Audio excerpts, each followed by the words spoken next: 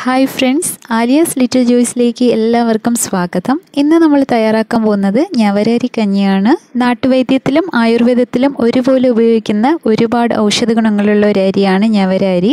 രോഗപ്രതിരോധ ശേഷി വർദ്ധിപ്പിക്കാനും ക്ഷീണം അകറ്റാനും ഞവരരി കഞ്ഞി സഹായിക്കും. അപ്പോൾ നമുക്ക് ഈ കഞ്ഞിയുടെ റെസിപ്പിയിലേക്ക് കടക്കാം. അതിനു വേണ്ടിയിട്ട് ഞാനിപ്പോൾ എടുത്തേക്കുന്നത് 1 കപ്പ് ഞവരരിയാണ്.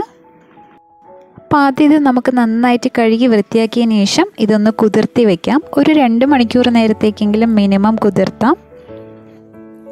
ആദ്യം കഴുകിയ വെള്ളം കളഞ്ഞതിന് ശേഷം രണ്ടാമത് ഇത് കുതിർത്താനായിട്ട് വയ്ക്കാം. നമുക്ക് ഈ വെള്ളം തന്നെ പിന്നെ യൂസ് ചെയ്യുകയും ചെയ്യാം.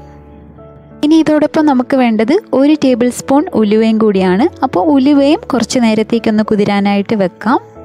അപ്പോൾ നമ്മുടെ നവര അരിയും ഉലുവയും നന്നായിട്ട് കുതിർന്ന് വന്നിട്ടുണ്ട്. അപ്പോൾ 2 മണിക്കൂറിന് ശേഷം നമ്മളിതൊരു കുക്കറിലാക്കി വേവിക്കുകയാണ്. അപ്പോൾ ഞാനിവിടെ 1 കപ്പ് ഞവര അരിയാണ് എടുത്തിട്ടുള്ളത്. പിന്നെ നമ്മൾ നേരത്തെ കുതിർത്തി വെച്ചിരിക്കുന്ന 1 ടേബിൾ സ്പൂൺ ഉലുവയും കൂടി ചേർത്ത് കൊടുക്കാം. ഇനി ഇത് അരി വേകാൻ ആവശ്യമായിട്ടുള്ള വെള്ളം ചേർത്ത് കൊടുക്കാം.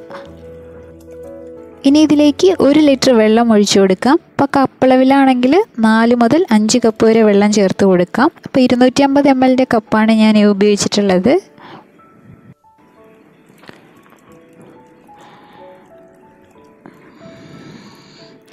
ഇനി നമുക്കിതിലേക്ക് ആവശ്യമായിട്ടുള്ള ഉപ്പും കൂടി ചേർത്ത് കൊടുക്കാം. ഞാനിപ്പോൾ ഇവിടെ 2 ടീസ്പൂൺ ഉപ്പ് ചേർത്ത് കൊടുത്തിട്ടുണ്ട്. ഇനി കുക്കർ അടച്ചു വെച്ച് 4 വിസിലടിക്കുന്നത് വരെ വേവിക്കാം. ഈ സമയം കൊണ്ട് നമുക്ക് കഞ്ഞിയിലേക്ക് ആവശ്യമായിട്ടുള്ള അരപ്പ് തയ്യാറാക്കാം. അതിന് വേണ്ടിയിട്ട് ഒരു മിക്സിയുടെ ജാറിലേക്ക് 1 കപ്പ് തേങ്ങ ചിരകിയതും പിന്നെ ഒരു 4 ചെറിയുള്ളിയും 4 വെളുത്തുള്ളിയുമാണ് ചേർത്ത് കൊടുത്തേക്കുന്നത്. പിന്നെ നമുക്കിതിലേക്ക് വേണ്ടത് 1 ടീസ്പൂൺ ജീരകവും പിന്നെ 1 ടീസ്പൂൺ ചുക്കുപൊടിയും കൂടിയിട്ടാണ്. അപ്പോൾ ചുക്കുപൊടി ചേർക്കുമ്പോൾ ഇതിനൊരു പ്രത്യേക ടേസ്റ്റാണ്.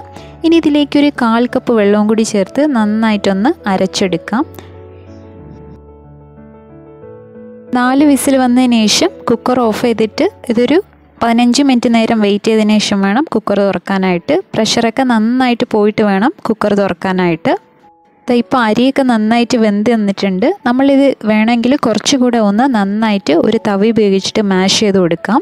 ഇനി ഇതിലേക്ക് നമ്മൾ നേരത്തെ തയ്യാറാക്കി വെച്ചിരിക്കുന്ന അരപ്പും കൂടി ചേർത്ത് കൊടുക്കാം. പിന്നെ കഞ്ഞിക്ക് ആവശ്യമായിട്ടുള്ള വെള്ളം ചേർത്ത് കൊടുക്കാം.